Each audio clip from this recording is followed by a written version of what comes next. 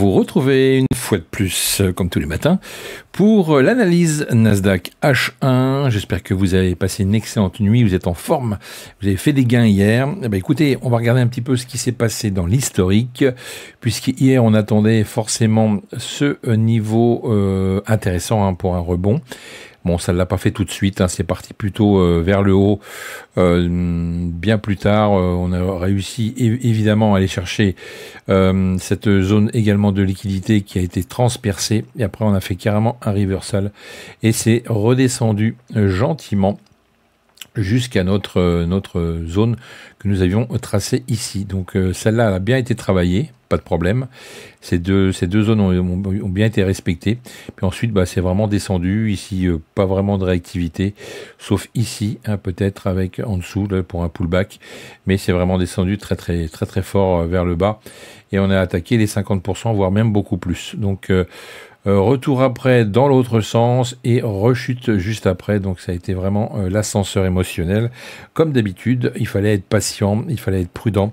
Il fallait pas forcément faire de l'intraday hier. Le scalping est aussi une solution si vous souhaitez me rejoindre là-dessus. J'ai une formation qui pourrait vous satisfaire sur le carnet d'ordre par exemple, et également pour les débutants, la stratégie Nasdaq qui fonctionne parfaitement pour faire 200 balles par jour. Et c'est comme ça que je travaille. Je ne trade plus du tout le matin. Je trade qu'avec les US et la stratégie Nasdaq. Voilà, vous savez tout. Écoutez, on va effacer tout ça. Et puis on recommence. On retrace nos niveaux.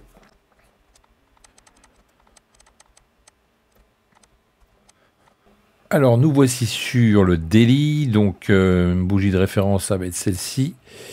On va la noter. C'est parti.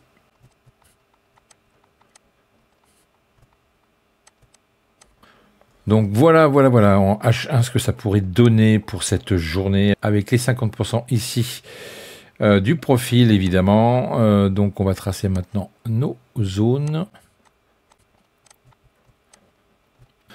Voilà qui est fait. Alors on va regarder forcément les grosses zones de liquidité parce qu'il y en a et ça traîne avec ce qui s'est passé hier. Donc déjà celle-ci, énorme zone de liquidité ici à aller combler.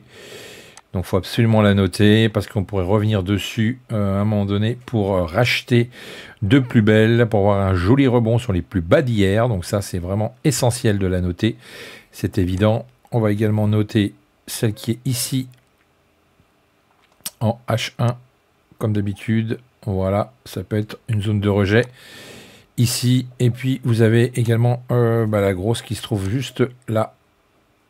C'est énorme. Voilà, toute cette partie-là va être propice également à un retour vers les hauts pour avoir des rejets, de la recherche de liquidité pour les vendeurs.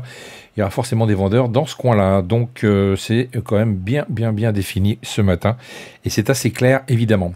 Alors, ce qui serait intéressant, une fois de plus, c'est de proposer des choses plutôt concrètes, comme par exemple un retour sur ce niveau-là. Ou alors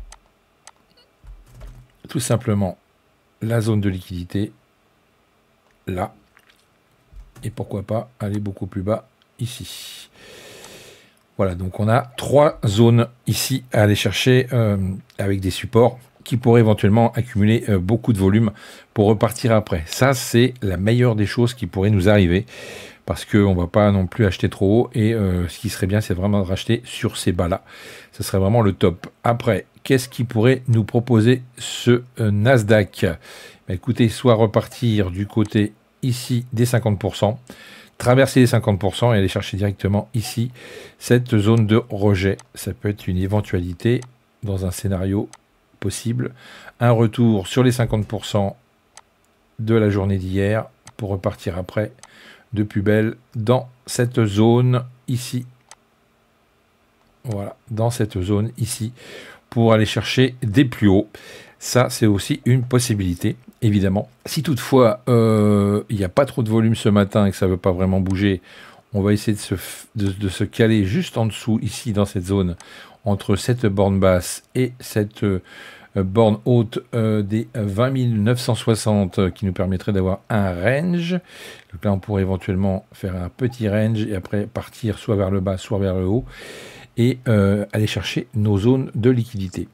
Vous voyez, c'est assez clair ce matin. On a de belles possibilités.